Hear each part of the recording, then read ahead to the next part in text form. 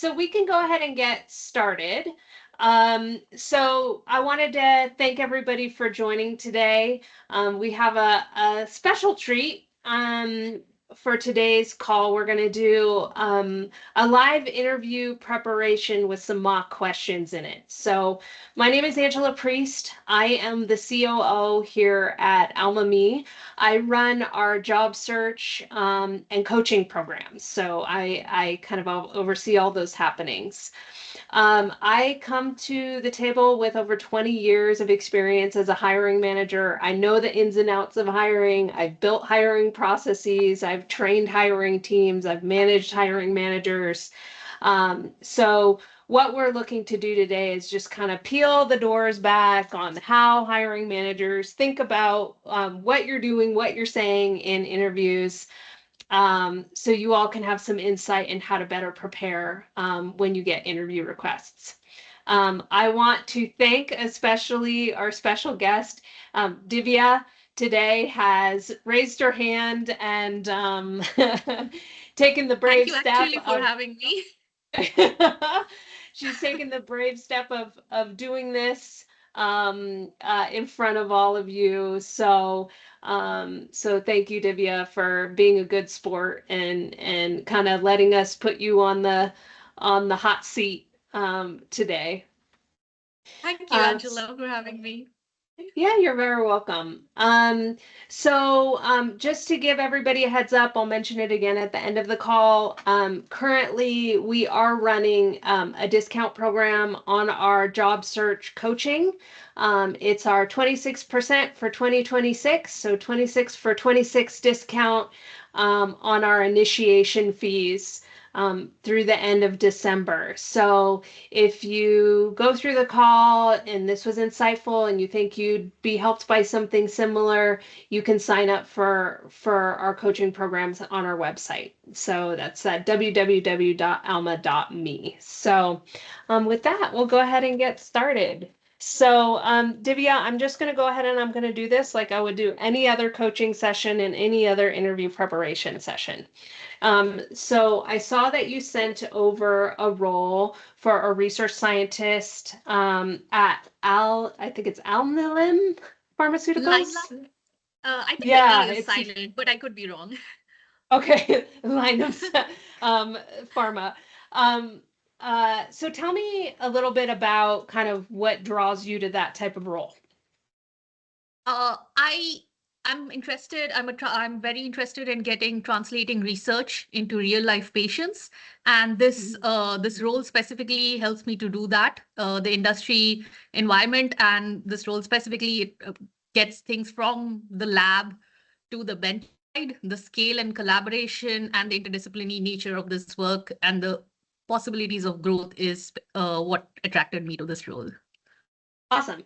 So, and then I see from your background that you've got your PhD in chemical engineering. So you've also got a master's and a bachelor's in chemical engineering. So can you just tell me, before we get into the main mock interview prep part, like tell me a little bit about your background. I'm a chemical engineer trained at MIT, and my PhD work was focused on using ultrasound for drug delivery and immunotherapy. Specifically, I was looking at ultrasound to non-invasively deliver vaccines through the skin. And I following this, I worked at AbbVie for a year, where I was basically working on optimizing monoclonal antibody production. Apart from that, I'm also active in outreach activities and conferences. And I'm very passionate about bringing research from the lab to something that can help patients. Awesome. So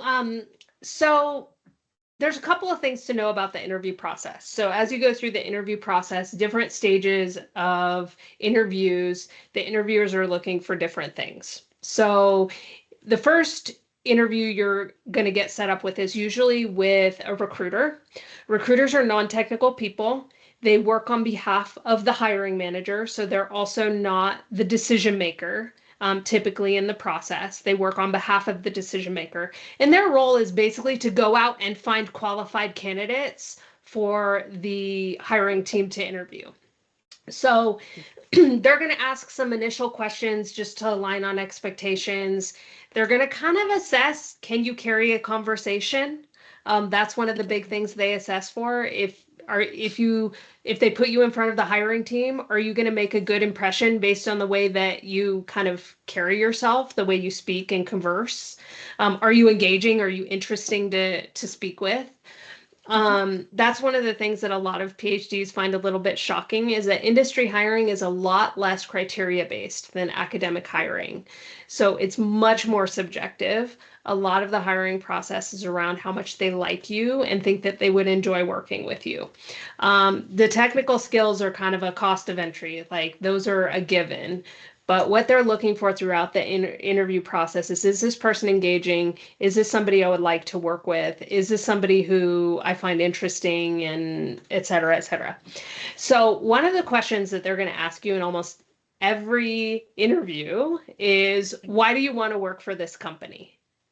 So if I were to ask you, why do you want to work for Alilam? What would you say? I would say this is a company which is mid-sized, not a completely like a large pharma, and neither is it a small biotech.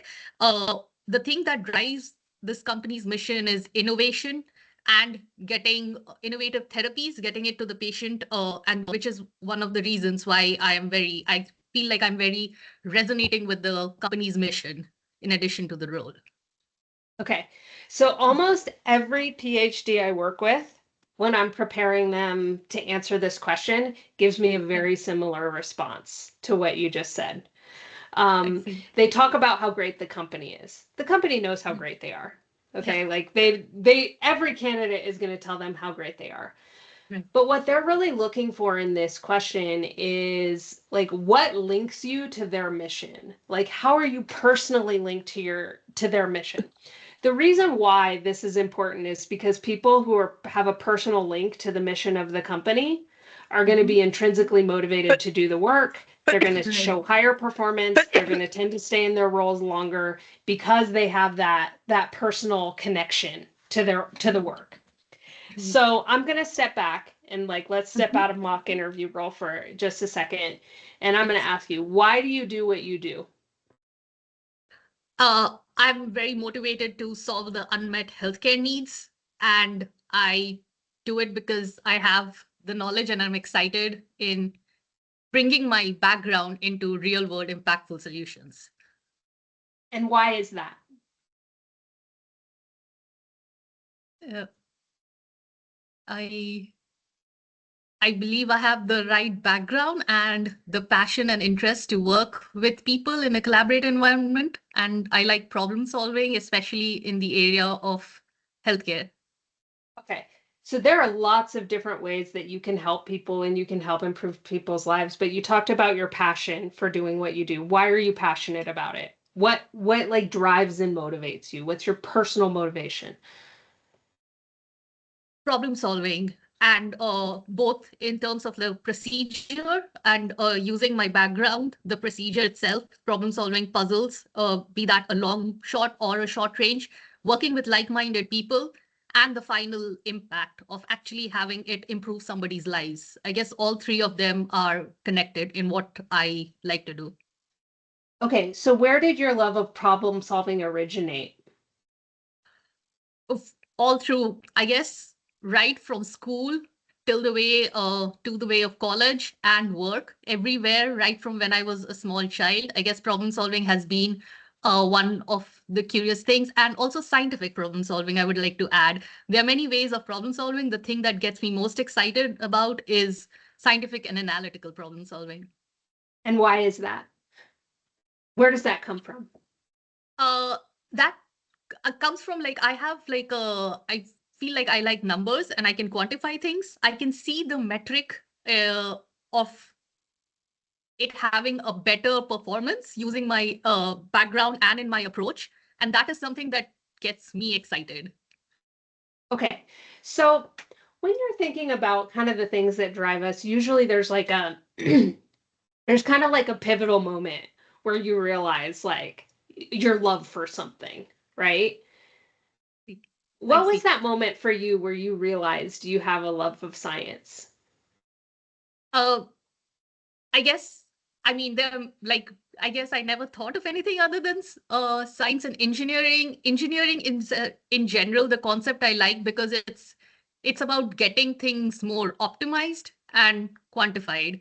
So that is one of the things why engineering itself is very close to me. And where immunology comes into the picture was when I switched gears, especially in my PhD.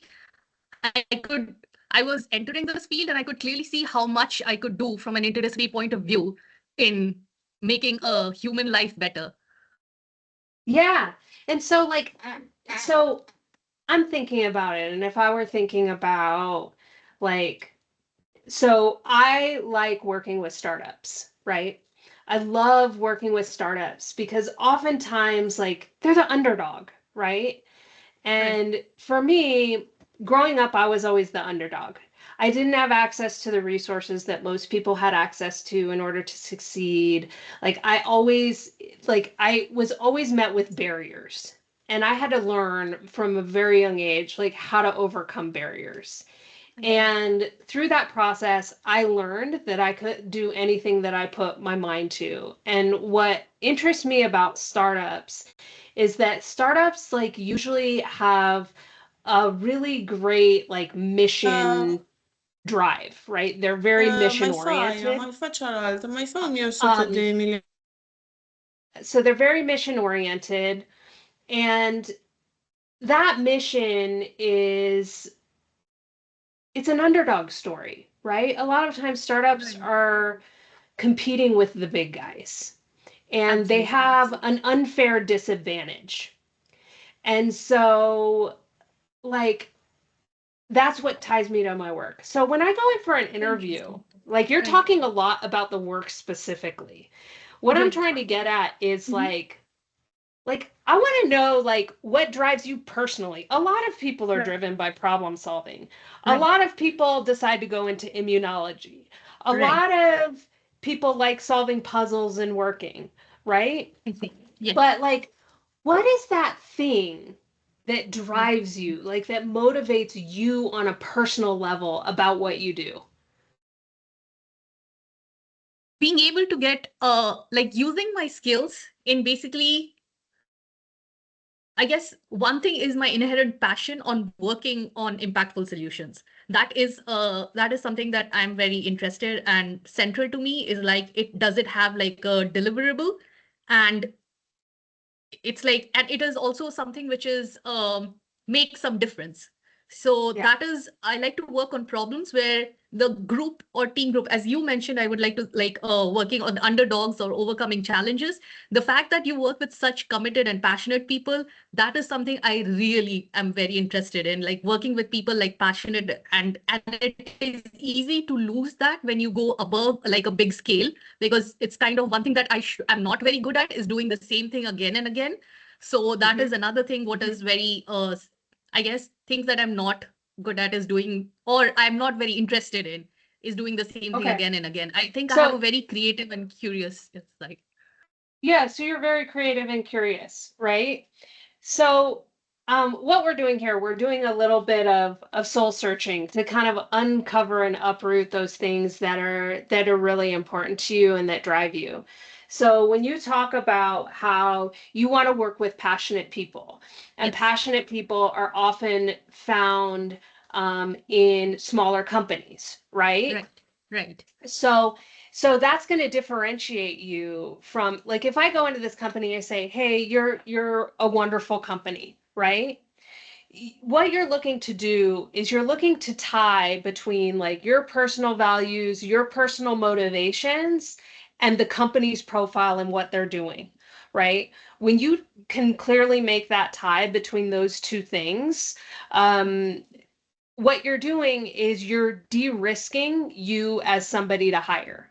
You're saying, because I actually have alignment to you and your company and what your company is doing, I'm less risky to hire than somebody who's just coming to your company because your company is a great company, right?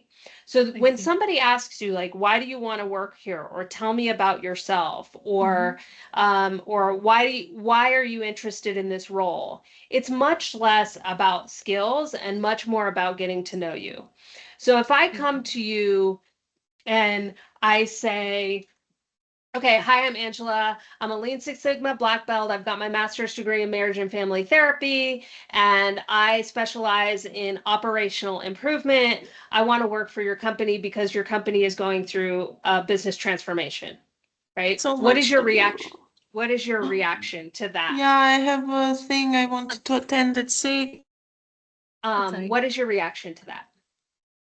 I would be like, that's very interesting background. It makes some sense. Can you get me more on more on why you're specifically interested in this role and how you see yourself improving the process that you're referring to? I don't know. Yeah, it doesn't really tell you much. It tells you like some criteria about me. That's all it does, right? So, but if I say, you know what, one of the reasons why I want to come and work for your company is because I see the power that innovation can have in all walks of life. And oftentimes Okay. for smaller companies, it's really hard to do that because you're under-resourced, you Correct. don't have access to the financial backing that a lot of the big companies that you're competing with have. And Right. so it can make it really difficult, and you're left in a position where you have to be able to do more with less. And Right. what I really love about that is because some of the um, a lot of times what I find in my work is unlocking that like huge potential are often small changes that need to be made, and they tend to be things that don't cost a lot of money. And so I like helping the underdogs. I like helping the companies that are going to change the future, like do more with less. Right. So if I That's give great. you that answer now, Right. contrast that with my original answer, what does what I just tell you, what does what I just said tell you about who I am and what it would be like to work with me? I think one, it definitely shows you're very authentic. Secondly, it shows you're very valuable because you're bringing like unidentified potential. So that is something, if I was running a company, I would like be okay, perfect, because she's like trying to improve it right here. She sees on potential and overcoming financial risk, like being an underdog. That's really good. And the other thing that it also shows is being resourceful, I guess. It seems like you have a lot of experience in innovation in general. It brings kind of like there is no set pattern, so you're already making in some sense like an SOP or something like that. So that is like going beyond the rules. So as a company, in a startup company, that is something I'm really looking forward, rather than people following like a protocol. So Right. Right. So in those few short sentences, I share like a few very short sentences communicated a lot about right, me, my knowledge, and why I'm linked to what you need, right? right, And right. so that's what you're really looking to do in that introduction, but you're looking to do it authentically. So everything that I I just see. told you about myself, Mhm. underdog story, all of that stuff, it's all very Right, true stuff. And right. I don't want to work with somebody who is not going to like me as like that person who comes in and like tries to convert the underdog, because I'm very ambitious that way, right? Mhm. So if I go into a company and they're not attuned or aligned with who I am in that Mhm. way, it's not going to Mhm. be a great fit. I'm going to end up Right, leaving, right. or they're going to end up firing me after a few months, right? Because it's just a bad Mhm. match.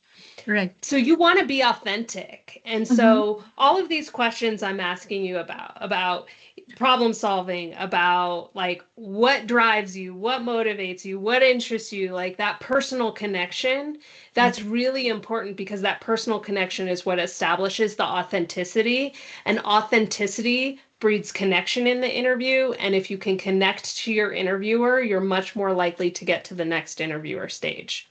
So Right. I have one of my clients, he's a sports guy, one of the guys that I work with. And it's funny because the way that he has started to get past the initial recruitment screen is, at least the past couple, is he saw like a sports emblem or a sports logo in the background of their computer, and he pointed it out, and they started talking about sports. And so like he just connected on a human level. So that's what you're trying to do, is you're trying to connect on a human level about the work that you do. So rethinking kind of that opening response, like if I were to ask you again, like, Divya, why do you want to work for Leland? Why this company? Why this role? How would your answer be different? Like, what would you say? One thing I would like to say about this company is its focus on delivery platforms is not just the drug. Now that I think about it, is its focus on just drug and delivery. And that is something that I have identified through my work and my background to be one of the key ways in actually translating the science into impact. So that is something which I have a background and I'm more interested in working in, so that something which is scientific can also become an engineering reality. I love that, right? Now you've just connected to them, right? You can take that even a step further to say, well, as a scientist, I've completed a lot of research around this particular topic area. And one of the things that through my work, I know is a key variable in the success of this research is delivery platforms. Right.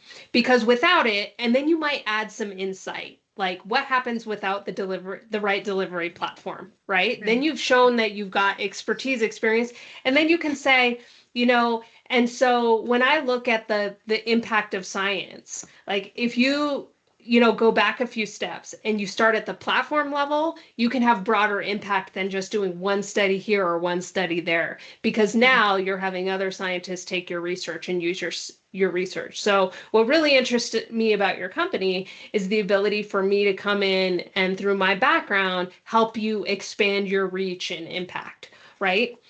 Again, it doesn't have to be something wild. Sometimes a personal anecdote can help. But if you don't have like a personal anecdote, just linking it back to problems that you've experienced as a researcher and how their company solved those can also be another way to talk about that, instead of just saying like your company is great, right? So that's the kind of, and the way that this question can be framed, it can be framed in a few different ways. Tell me about yourself. Why do you want to work for this company? Why do you want to work in this role? That is all the same question. Like, why do you do what you do, and why do you want to do it here? I see. Now I think I can see that. This is very helpful. Thank you. Yeah. So thank you for going with me on that. Some other questions that you want to think about and potentially ask. So let's start with the recruiter interview. So we'll start with the recruiter interview. The recruiter interview is oftentimes about setting expectations. Recruiters are some of the friendliest people you're going to ever meet in a company. If you can get the recruiter on your side, they will advocate for you. They want you to get hired because it makes their job easier. Something to know is that in a lot of companies, recruiters are under-resourced. So it's often one of the first teams to get cut when there are budget cuts. And so like I know a company that has thousands of employees and has one recruiter. Okay. And to give you a sense of what that looks like, oftentimes turnover, like employee turnover, can be anywhere between 10 and 30% in a given company. So that one recruiter is handling between 100 and 300 roles a year that they have to staff for. So I think starting from the point of understanding that, your recruiters are on your side, it benefits them. They get measured on time to hire. Like if you can make the recruiter your friend, like they will help you overcome many barriers during the hiring process. They'll give you insights into who you're talking to. They'll give you tips and pointers for how to kind of adjust or orient. If the hiring team is sitting on a fence and they're like trying to decide between you and another candidate, if the recruiter likes you, they might actually like push towards you and say, well, I like this. Or if the hiring team has a concern, they might advise the hiring team to say, oh, well, you saw that. Here's what I saw. And it was a little bit different. Or have you thought about it this way? So the recruiter can be like your advocate. I see. So That's very nice to know. There's a lot of yeah, good so information. yeah. And if you think of it from the perspective of like, if you're a candidate going through the process, everybody wants you to get hired, okay? Okay, Because I see. nobody likes the hiring process. It takes time away from the things that they want to be doing. So all you're trying to do is make it easy for them to hire, make it easier for them to see what it would be like to work with you, that you would be a good, constructive colleague, that you would be enjoyable to work with. That doesn't mean that you don't ever disagree. It just means that you're constructive in the way that you approach situations. So those are the types of things that you're trying to get across. But the recruiter screen in particular, they're going to kind of orient you around the company. So they might ask you for things like salary. They might ask you for things like, can you commute? Can you relocate? They'll ask you a few like key questions. I see on your resume that you have this skill or that skill or the other skill, or walk me through your resume. Those are all things that they might ask you. If they ask you to walk through your resume, Right. they don't literally want you to walk through your resume. What they want you to do is provide a summary of your experience. Okay. Okay. So if I were to ask you, Divya, can you walk me through your experience? How would you answer? I would like to branch it into two mainly, like research experience and industrial experience. On the industrial experience, I have worked in pharma, Novartis, and AbbVie, and there I was in mainly assigned with problems on the production scale and chemical engineering scale. And on the research end, I've been involved in projects that have used material science knowledge and immunology. So those are two of the experiences that I have had from school and beyond. Okay, that's great. So I love what you just did there, because you said I have these two threads of experience, and then you dropped a couple of companies that you worked for. You talked about your other experience. That's perfect. It keeps it succinct, and it also allows the recruiter to ask follow-up questions. So it keeps it conversational. One of the things that some candidates do is they'll come in and you ask them that question, and then they'll talk for 10 minutes. Okay. If I come in and I talk to you for 10 minutes about my background, what happens for you? I lose track. I mean, what exactly was, I would like you to like come back to the main point so that I can continue where I'm interested in. Absolutely, right? Like it's easy to lose track of everything that people have said, but also if somebody sits and talks for 10 minutes, you're probably going to start to tune them out a little bit too. I had one candidate who I interviewed once. He was really, really qualified, but the way that he talked and engaged was so boring. Oh, It was okay. so boring. And I was like, I can't imagine working with him for 8 hours a day, 40 hours a week. I see. So it's important to just like, I like what you did there because you kept your answer concise and allowed space for me to come back and say, oh, you work for AbbVie. AbbVie, tell me a little bit about what you did for AbbVie. Sure. I worked in the biologics site and production site, and there I was part of two teams, basically upstream cell culture and downstream purification. So my work basically I was optimizing the titer and purification of the monoclonal antibody in the process stream, I guess. Yeah, no, that's great. Okay. It's just a summary. And again, it's just like talking to a friend. So if you're talking to a friend in a coffee shop, right, you wouldn't give the deep, super technical answer. You would let them ask questions, right? Especially for a non-technical person. The recruiter is not a technical person. They're not going to understand the depths of techniques. They're just kind of going down a list of criteria that the hiring manager provided and seeing if you hit those criteria. So if I can ask, sorry, a quick question in this, because this is interesting. So if like most of the people will be applying for technical positions. So how do you like the top 5 things that if you had like as a recruiter for a position like this or similar like post PhD scientist roles, what are the top 5 things that you would see and the top 5 things you are not interested in? Because I guess it is kind of little bit right from school, coming from school, we tend to emphasize on the technical aspects, which is something I've thanks to this session is you tune out, because that is like not the emphasis. And like just 5 things off the top of your I am hearing words like conversational and more connecting, listening, be a good person to work with. So I'm just wondering, like the top 5 attributes that you would want, and the other top 5 attributes that you're not necessarily interested in, just to like figure out. This is going to vary from company to company.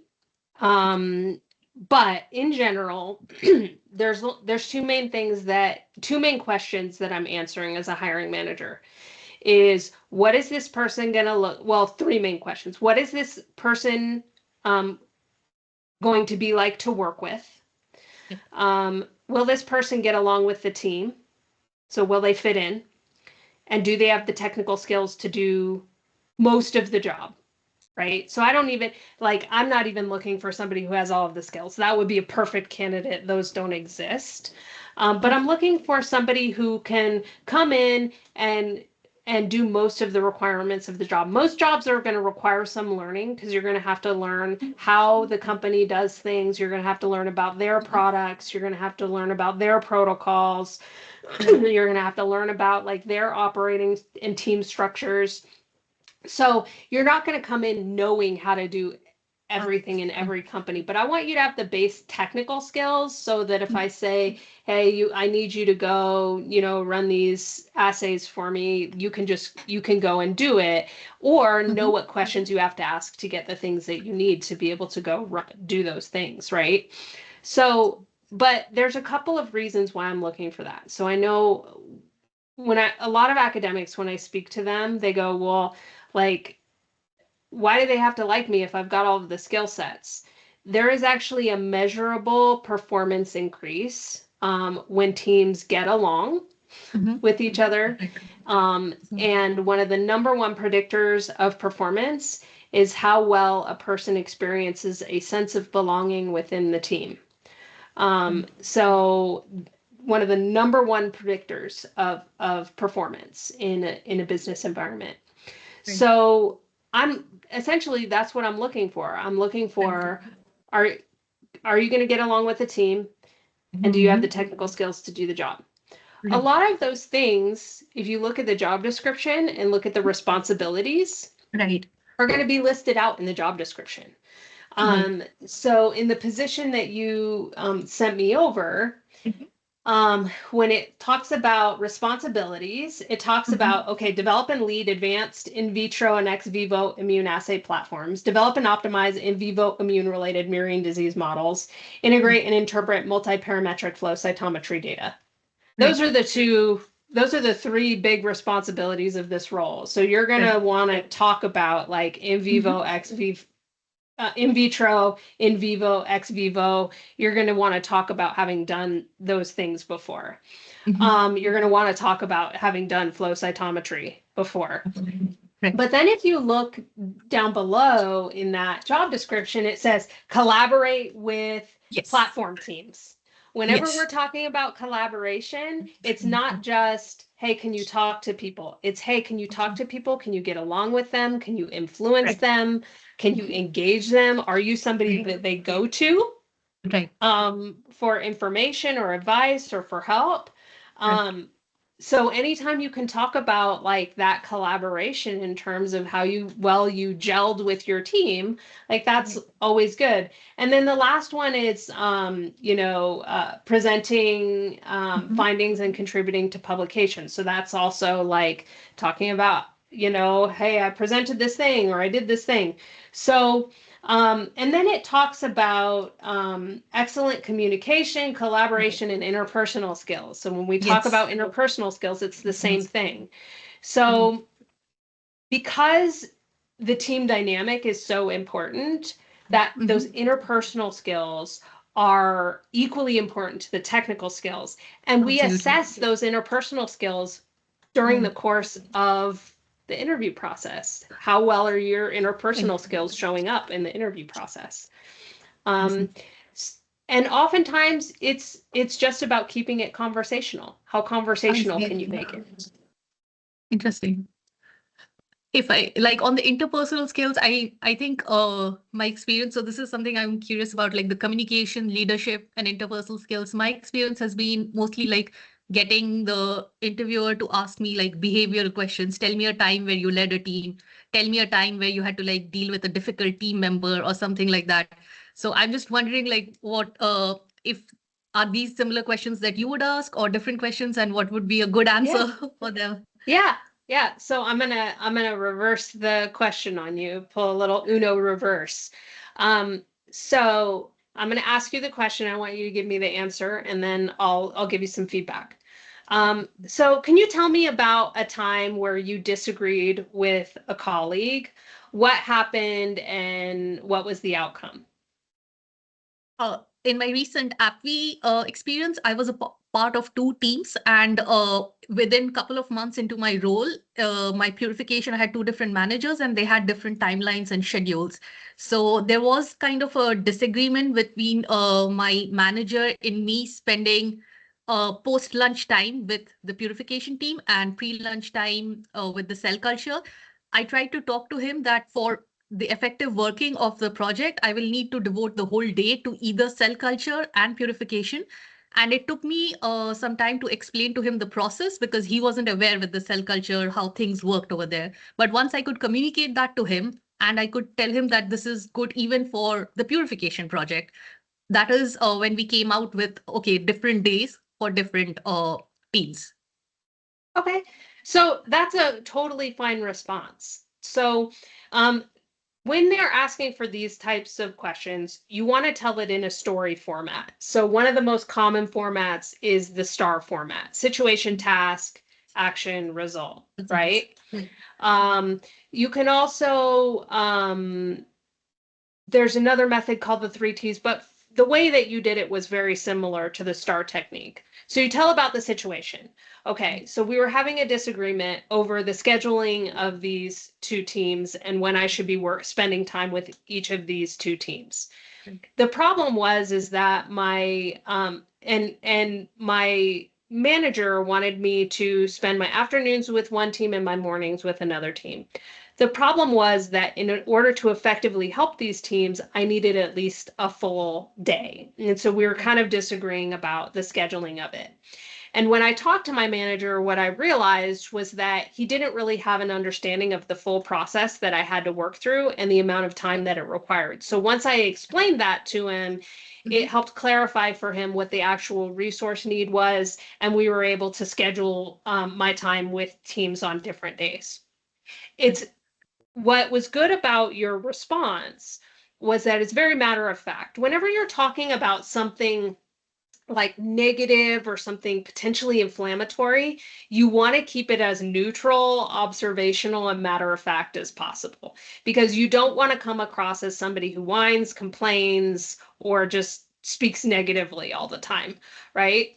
And so just talking about it matter of factly and not using any kind of judgmental words like he was really wrong or he just didn't have any competence in this area or whatever. You don't want to say any of those words. You just want to explain it as just like very observational and matter of fact. And then you want to talk about the outcome.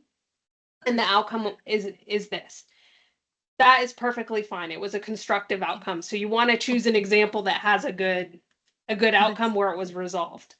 The other types of questions might be something like, tell me about a time where you failed. What happened and what did you learn from it, right? And you want to focus your answer on the learning. There are two types of answers that candidates usually give in this type of question. Well, 3 types. So the first type is they frame a success as a failure. That really doesn't tell me anything. I'm actually looking to understand how somebody deals with failure in that question. Are they somebody who learns or are they somebody who gets stuck in the failure? And so, and I recognize when I'm asking that question that everybody fails. Everybody has had a Right. failure at some point in Right. their career. Mhm. So the first type of answer is success masquerading as failure. It's just Okay. a deflection. It's really I annoying when see. people do that. Uh-huh. The second type Okay. of answer is um, a failure that they're pointing fingers at somebody else. Well, this failed because my team didn't communicate with me and they didn't I tell me see. this particular thing, or because my manager didn't give me enough time, or because, whatever. That's also I a see. deflection, right? Uh, That tells me that somebody can't own their mistakes or take accountability I for see. their mistakes. Uh-huh. And that's a problem in companies Right. because it creates toxic work environments. Okay. And That's then the true. third answer is somebody who is very like open and aware, self-aware and accepting of their mistakes. So Right. this mistake happened. Um, here's why it happened, because I didn't do this or I didn't do that. And what Mhm. I've learned from that is X, and here's how I do things differently in the future. Oh, I So see. how this might look is, I'll give you an example from my experience. Um, when I got my first leadership position, I was overseeing a department, and I was brought in to actually Mhm. improve the quality of client deliverables and our client satisfaction. And so I went in, I quickly assessed the problem, I saw the Mhm. problem, and I implemented a grading rubric and some feeding mechanisms that required the team's work to be graded and get feedback on a weekly basis. Right. And um, what quickly became apparent is Uh-huh. that um, it created a little bit of a culture of fear around Oh, being graded and how this information was going to be used, because I didn't take the time to get to know the team and build trust with the team first. And so there was a narrative that was created around how this information was going to be used, and it caused some really good people to lose the team. So whenever I'm evaluating the team and implementing new changes to a team, particularly around feedback and performance, there's a uh-huh. few things that I make sure to do. One is involving the team. So involving key members of the teams in the decision-making process, in kind of what we're doing in the implementation, so that there's awareness and then there's transparency.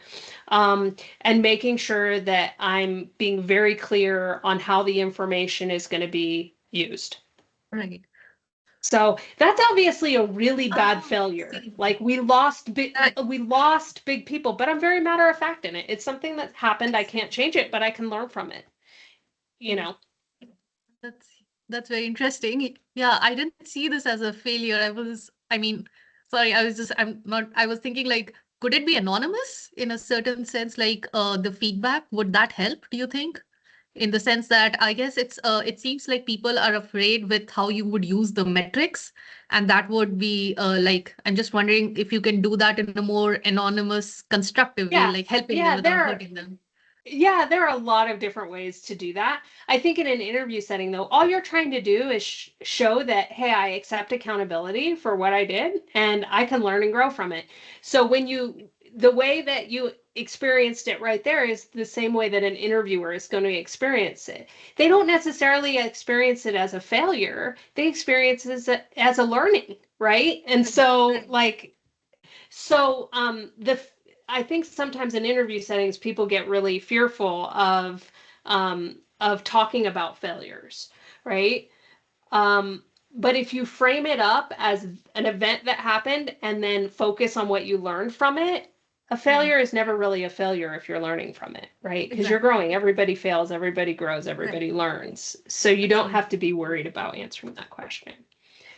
May I So ask a quick question? So I was when we were discussing this failure, the first thing that came into mind was discussing like a thing about my PhD, like something, an aspect that I was exploring, and it didn't work out. So that would be something like I guess I'm removing the personal thing from the failure and putting it completely on the scientific project. Is that something that is encouraged, or is that something that you're not looking for at that point? yeah, Is it more focus it on like, the process. Focus it on the okay, okay, process. Here's what I yeah, did. Here's and there was a piece that went wrong, and here's what I do right. differently now as a result of of that failure, right? Here's what I do Okay. better now Okay. going forward. Here's why you don't have to worry about me recommitting that problem because I already Oh, learned from it, right? I see. Okay. Interesting. Yeah, Yeah. Thank you. yeah. That's So with that, I just want to kind of wrap up with one last thing. So the last thing that you want to really be prepared with is like what questions to ask in the interview. right. So what types Right. of questions do you think about asking your interviewer? I guess one of the things is who could I talk to next regarding this position? Would it be okay for me to connect with the team to learn more about this position? When can I expect to hear back? Is there any other information that I can provide at this point? And any other, I guess the other thing at the recruiter stage is any logistics stuff that I can like help with at this point, like whether it be transcripts or degrees or work authorizations, like paperwork. I guess, Yeah. yeah, paperwork and coming from that, one thing that you mentioned in terms of like logistics, are you okay remote or where are you like, okay, so that ways that I'm happy for relocation, what would be the timings be? I guess those nitty gritty details if it Yeah. doesn't go too much. Yeah, and they'll ask most of that stuff, but I think to sum up those questions that you're asking, the way that you would ask that is, okay, so what are the next steps? Right. And they should be Right. able to go and explain the process to you. Generally, they're not going to let you talk to somebody else on the team unless they're bringing you up for the next round of interview. So you just can Okay. ask what are the next steps. Some other questions that you can ask are a recruiter in particular are what is the team looking for in a candidate? I So you can see. ask that. That can give you Right. feedback that you can then take into future interviews to make sure you're highlighting those aspects of yourself. Right. The other question that I recommend that you ask after every single interview is, do you have any concerns about my background, or is there anything I can clarify about the information I provided? This Right. question is good because it does two things. It shows that you can take feedback well, Right. and it gives you insight into if there's anything that any gaps in what you shared, right? And so the way that if they say, yes, I noticed that, I'm concerned by your lack of product experience, you don't argue with them. So this isn't about getting Okay. defensive. It's about going, Okay. oh, you know what? I can see how I might have missed that. Let me tell you a little bit about Oh, my product experience and okay. give you an opportunity to clarify. So it's like listening to See. them, validating, oh, okay, I can see why you would say that. Let me provide a little clarification. I see. That's very interesting. Yeah. So with that, we do need to wrap up the call because we're coming up on time, Divya, but I do want to thank you for being such a good sport. Oh, I know thank this you. Actually, call. I really this was very useful. Thank you. I really like enjoyed sharing my journey and mostly like learning. So that is great. Thank you. Yeah, I'm glad it was helpful to you. I know it can be, especially with an audience, like putting yourself out there, Oh, because I asked you to be a little bit of vulnerable, but I appreciate you for going with me on it. I would like to highlight like you're very conversational, which is why I mean I actually right now saw all the people, but I was just focusing on talking to you because you're like very conversational. So that is really good. I wish I had more Yeah. recruiters this way.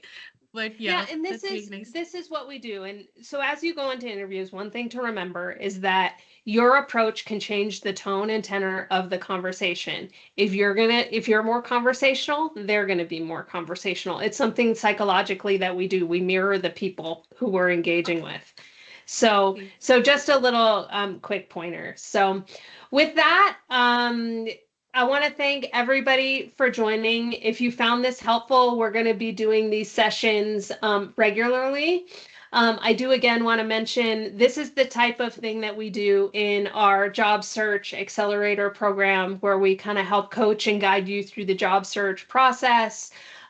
We produce your resume for you. We give you interview preparation, and we help you understand how to work your way through that process effectively. So if you found this helpful, you can sign up for it on our website. You can apply on our website, www.alma.me. And we are having a discount on initiation fees to help people gear up for 2026. So if you sign up and apply on our website, we'll schedule a call with you, and you'll be eligible. If you qualify for the program, you'll be eligible for a 26% discount on your initiation fee. So with that, thank you again, Divya. Thanks everyone for attending today's call, and have a great rest of your afternoon. Thank you, everyone. Thank you, Angela. Can I add a little thing, Angela? Just so you guys know, I'm also going to send, if you're interested in checking out the program, so you can either follow the link that I just pasted in the chat, or you will receive an email from me in the next 4 hours with a recap of the interview prep, so you can rewatch it, and also more information on the program. We saw a really good response on our last Black Friday offering. We thought we want to enable more people to start 2026 off on the right foot. A lot of people say, should I wait until the next year? No, please don't. If you can get started tomorrow, it's the best way to be already ready for next year. Hiring usually takes up in January and February historically, so you already want to have your resume ready so you can just go. Yeah, so there were a few words from my end, and yeah, thank you so much, Divya and Angela. It was very informative. I always learn new things too. Thank you so much. Thank you. All right. Take care, Happy everyone. holidays, everybody. Thank you. Happy holidays. Yeah, happy holidays. Happy holidays. Thank you. Thank you.